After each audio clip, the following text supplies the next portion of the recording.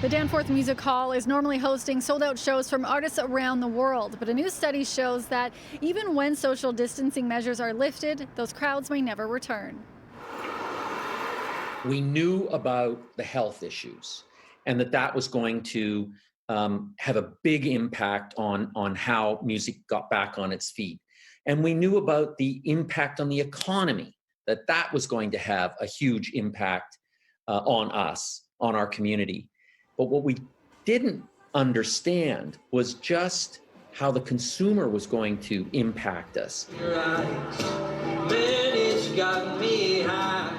Music Canada conducted a study which showed that more than 40% of Canadians wouldn't feel comfortable going to a music event until at least 6 months after social restrictions are lifted, and more than 20% probably wouldn't go to a concert again after the pandemic was over. Because there's no revenue, the staff was laid off, temporary layoff, as advised by the government, and everyone went on CERB. So it's been difficult because it's a very social business. We're a really tight-knit crew. Sean owns 2 music venues in Toronto, the Garrison and Baby G. He closed both a week before the government orders because he felt it was the safest option. All the employees, they're all musicians, like 95%. So they're doubly hit, right? So they're not doing this, they're not doing their music. So it's been a very difficult thing.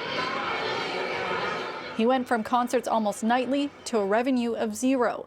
And it doesn't seem like it's going to be over anytime soon, even with government restrictions easing.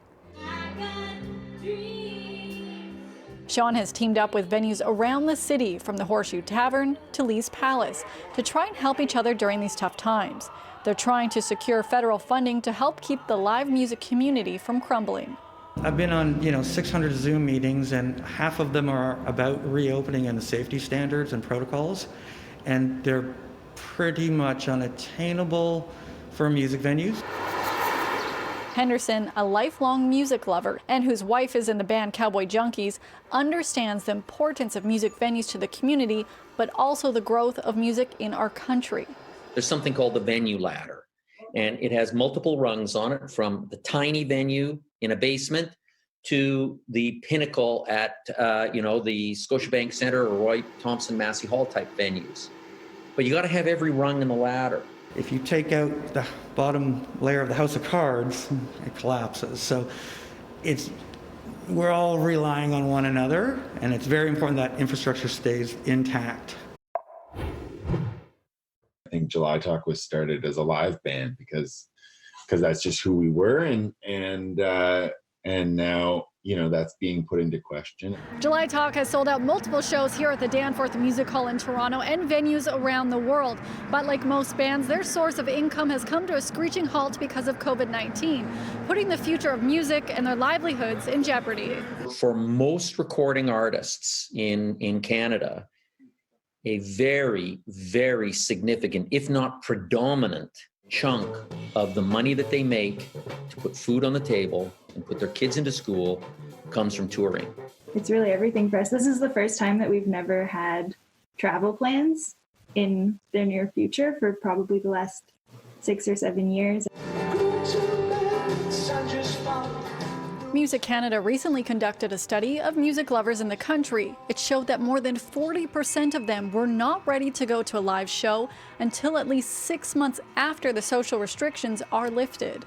For those of us in the music community, and thinking about, artists, my wife is an artist, as you may know, recording artist, her pandemic is going to last, in some cases, 6+ months longer than everybody else's.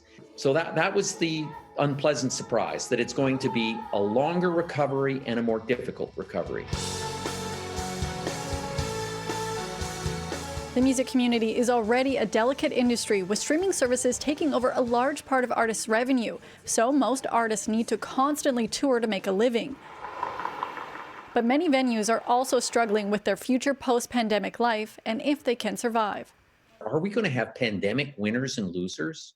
And will the pandemic winners be the entrenched group of musicians that are already well known? Do they come out of the gate quickly, but everybody else can't get up to that?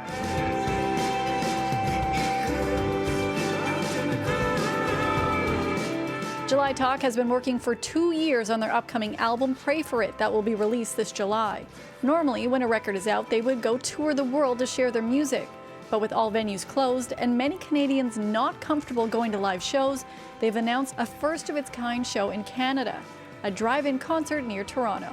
Yeah, the show is going to be incredible. We have a 7-camera setup that's going to be set up around the drive-in, and it'll be live broadcasting the live show out to the screens, so you can kind of watch it on the screen live. There'll be like a full light show. The audio will be put into your speakers of your car, and yeah, there'll be this big stage between the two screens where we'll be performing live. July Talks drive-in shows are scheduled for August 12th and 13th, with the location still to be determined, but somewhere outside of Toronto. Country singer Brett Kissel following in their footsteps, announcing he too will be hosting a drive-in concert just outside of Edmonton in mid-June. For City News in Toronto, I'm Lindsay Dunn.